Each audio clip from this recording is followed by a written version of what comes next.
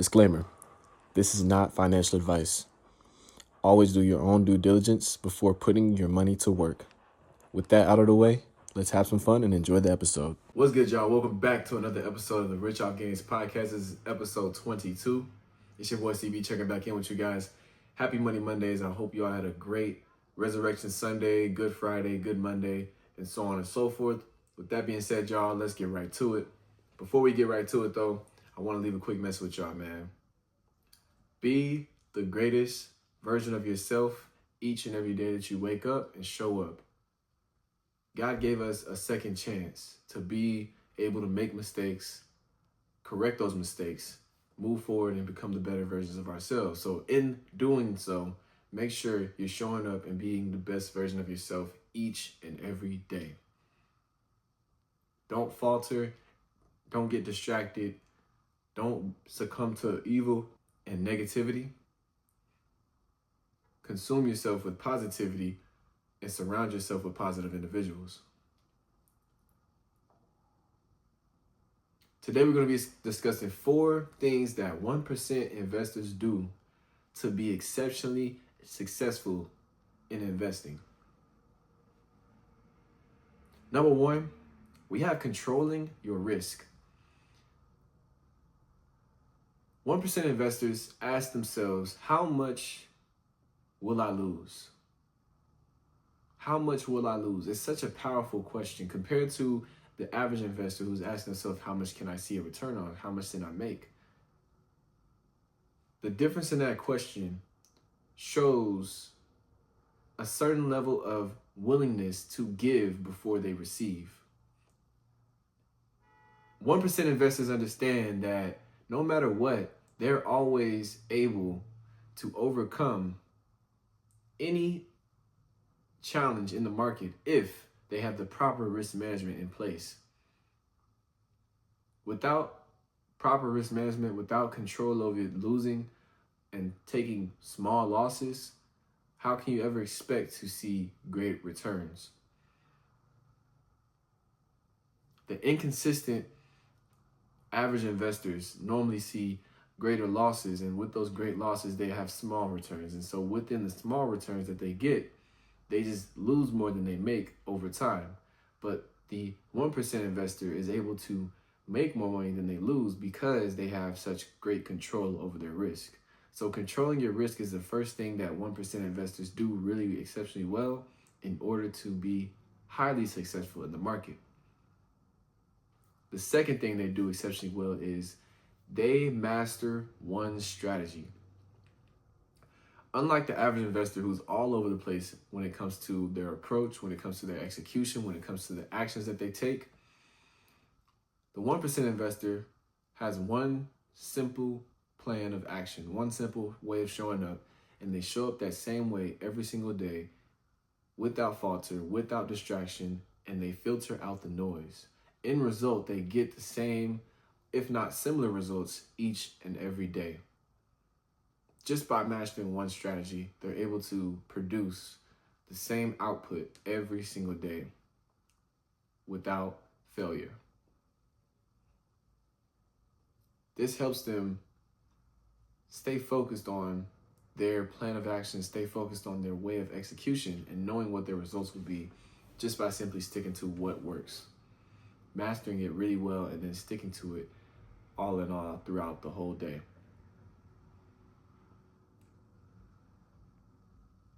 The third thing that investors do and exceptionally well is they get paid to wait.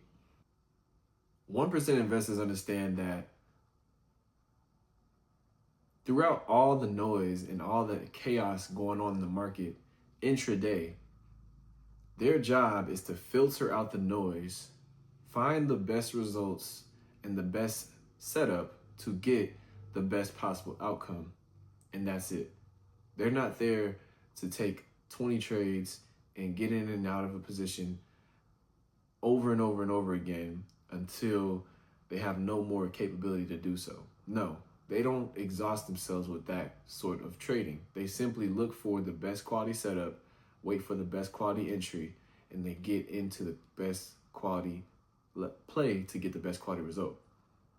That's it. They wait as long as they need to wait, and they get bored by waiting.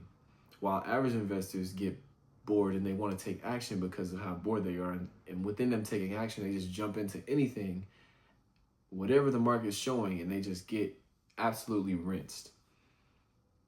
This is what keeps most investors from losing and seeing the results that they want to see, is their simple lack of discipline and patience that they have in waiting for the proper opportunities.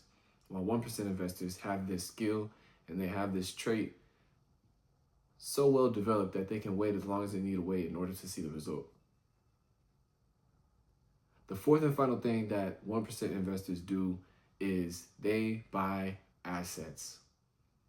Not only are they focused on day trading to create cash flow and making their money, after they've made their money, most times they're looking to now replace that money into another vehicle that will make them more money.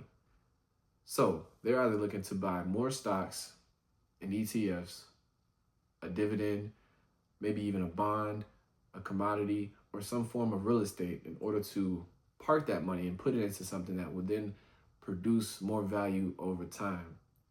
While the average investor who's day trading is probably just day trading just so that they can go and buy some food or buy some nice clothes, some designer jewelry, cologne, whatever the case may be, just so that they can show off what they did with the money that they made to other people. Wealth is quiet.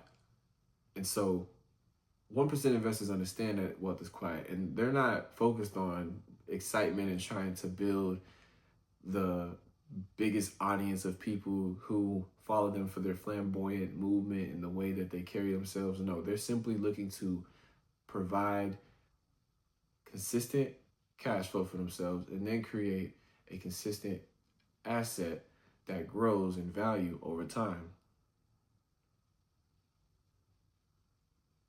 So once you understand these 4 things and you apply them, you'll automatically set yourself apart from the average investor just by sticking to these principles and these rules of action.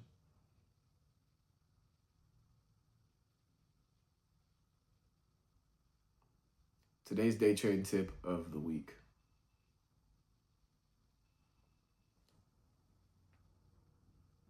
The winning version of you is on the other side of your thinking. Your version of thinking that got you to where you are now isn't going to get you to the desired outcome that you seek. Let me dive deeper into that. What do I mean by that, CB? What do you mean by that? Say, for example, you're an investor who uses funding from other investors, or let's say a funded account. And your first goal is to pass the funded accounts. You want to get access to be able to use the fundeds. Okay, that's my goal. I want to make money so I can get to unlocking the funded accounts. Once you've reached and obtained that goal, your next goal is no longer getting the funded accounts. You now have the funded accounts. So your next goal is going to be getting paid, getting payouts, getting withdrawals from said funded accounts. So your approach and your thought process to get access to the funded accounts is not going to be what gives you access to the payouts. Say, for example, you're an athlete, young athlete at that, someone who's in high school going into college. Your thought process going from high school to college is not going to be the same as your thought process going from college to the NBA or to the league. And then to take it a step further, your process from going to the league into becoming a champion is not going to be the same within itself at all, because the level of the requirement of you is going to be a lot different compared to what it was when it was just you in high school trying to make it to college. So your thought process and your plan of action and the things you do are going to have to dramatically change. That doesn't mean the system itself has to change. It might just need an upgrade. So the things you're doing might be right, but the things you're doing might require more energy for you to get said results. So these are things to keep in mind on your journey as an investor. If you want to make $1 million in the market, $10 million in the market, $100 million in the market, your requirements are going to increase and change in different ways and require more energy, time, money, whatever from you in order for you to get said result. So that's what I mean when I say winning. The winning version of you is on the other side of your thought process. You have to change your way of thinking and your perspective on the thing that you want in order to get said result. And that's your trading tip of the week. If you guys want more tips and tricks about day trading and investing, make sure to click the link in the bio, www.continuebelief.com. I share a lot of free resources and tools, tips and tricks about how to day trade, how to get started investing, and so much more. So make sure you guys check out the link in the bio. Thank you guys so much. Make sure to leave a like and follow. And yeah, see you guys later. What company should you invest in the semiconductor industry? In my opinion, these are the top 3 companies that you guys should have on your radar to be buying in the semiconductor space. Coming in at number 1, we have NVIDIA, ticker symbol NVDA. It hasn't had much of a pullback, but it has saw some drawback from recent all-time highs right around 212. We saw it pull back close to $167, and I believe currently it's sitting right around $177. So not too much of a discount, but it is still priced in to go a lot further and higher than where that current all-time high price is. So that would be my first company that I would recommend you guys to buy in the semiconductor space. Coming in at number 2, we have Broadcom, in other words, Avgo, ticker symbol AVGO. Those current highs, I believe they were right around 440. We have seen a very strong pullback, close to about $290. And since then, we've seen a pushback higher going into right around 320 to 315. That's where I believe it's at currently. That is the second leading company in the market cap for semiconductors in that space. So I would not be opposed to you guys buying any Broadcom shares, because that one is also baked in to go a lot higher as well. For our number 3 stock, we have the holy grail of semiconductors and the mother of birthing these semiconductors and microchips, which would be Taiwan Semiconductor, ticker symbol TSM. This one has seen a very, very strong push higher this year, going all the way up close to about $300. From there, we saw a pullback closer to about 230. Right now, I believe it's sitting somewhere around 240, possibly, maybe even still at that 230 price range. This one is the shovels and picks for semiconductors when it comes to creation of the semiconductor itself. So it is the manufacturer for all chips, and its positioning in the space is very, very vital. So if you guys want to have ownership of something that creates these companies, TSM would be that company. For honorable mentions, we have AMD, of course, Advanced Micro Devices, ticker symbol AMD. That one is currently sitting somewhere around 220. It has pushed higher, going all the way up to about 260. From there, we've seen it pull back closer to about 190, and I believe currently we're sitting somewhere around 220. So these are your 3 and your honorable mention companies to purchase in the semiconductor space. Let me know your guys' thoughts in the comments below. Let me know if you guys have any shares of these companies. Let me know if you guys are looking to buy more of these companies. But these are my companies that I have on my radar for semiconductors. And I believe that in the next 5 to 10 years, they will see a lot more growth in the future, given that they're positioned well for AI and all technology advancement, especially NVIDIA. NVIDIA is doing a lot of great things. I don't really pay too much attention to Broadcom, but NVIDIA I watch heavily, and I see a lot of the things that they're doing with the autonomous robots, the autonomous products. I wouldn't even say robots, because it goes from vehicles to everyday usage of devices and so much more. And then not only that, the chips that they're already making and the supercomputers that they're trying to create within different industries, the partnerships they're having, so many things that NVIDIA is doing really, really well that I enjoy. I like their positioning, and I'm sure Broadcom is doing similar things as well. I just, like I said, don't keep too much of an eye out for Broadcom, but I do know that they have a lot of footprint in the semiconductor space. So those are my thoughts on the top semiconductor companies you guys should be looking to purchase. With that being said, let's talk about Micron. Is it a good time to buy Micron?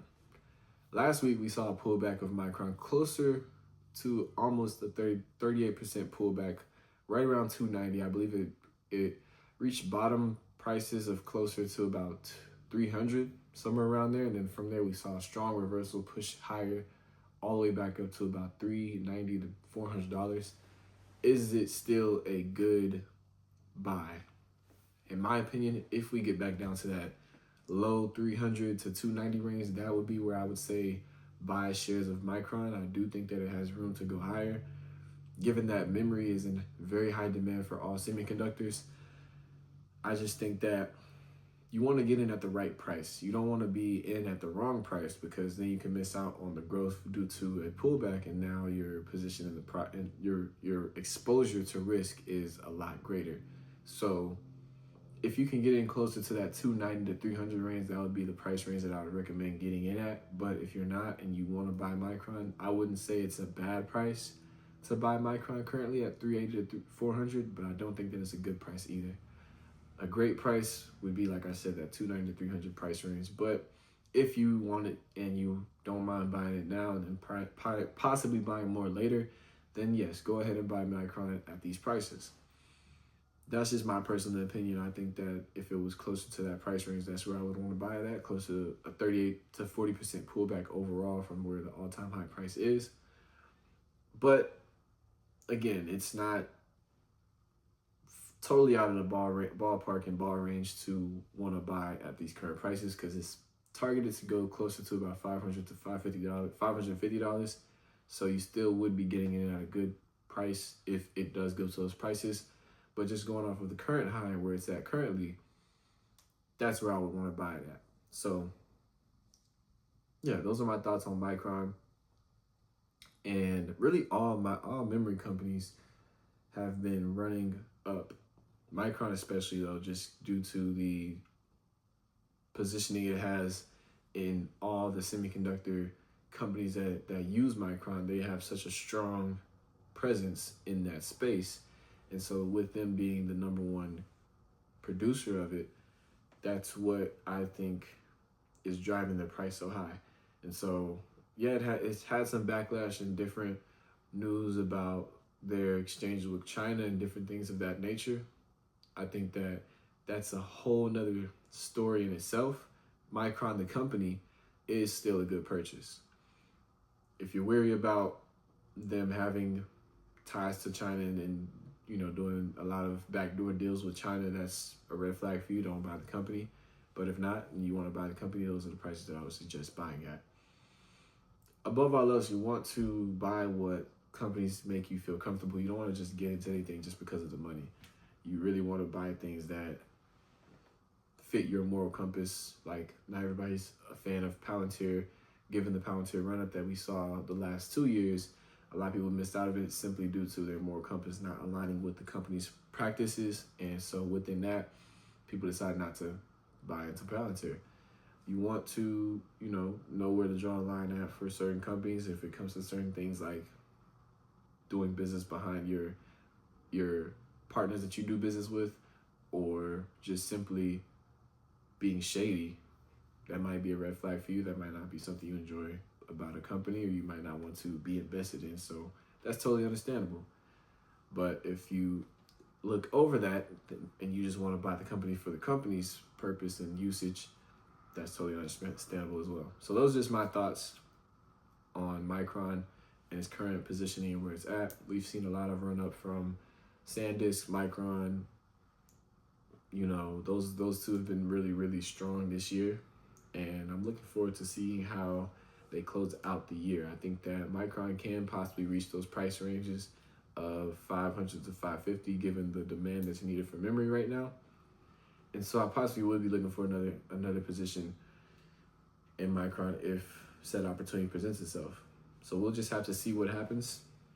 But those are my thoughts on Micron's prices. If you guys want to get in it, comment below where you guys are at in Micron. If you guys got in it yet, or if you guys are looking to get in it soon, let me know in the comments. With that being said, before we end the episode, I just want to give thanks to God.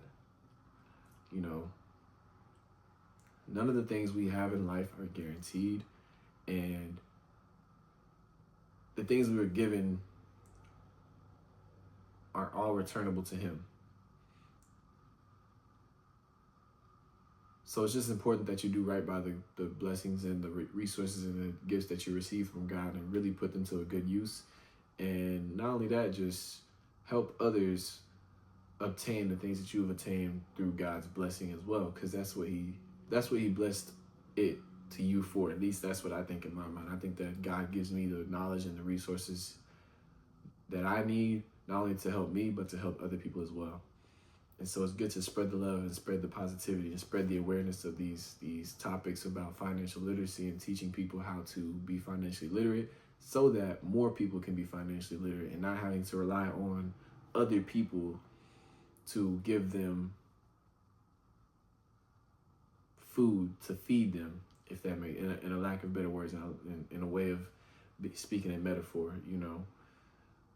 So just want to give thanks to God and give thanks to Him for blessing me each and every day for the things that He blesses me with, my family with, my loved ones and friends and family. And as long as I breathe, I will continue to make these videos and continue to give back game, knowledge, and information that I consume so that other people can benefit as well. With that being said, this is episode 22 of the Rich Off Gains podcast. It's your boy CB checking in with y'all once again. I hope you all enjoyed this episode. Thank you all for tuning in. If you guys are new, make sure to leave a like, show some love and support, and I'll see you guys in the next one.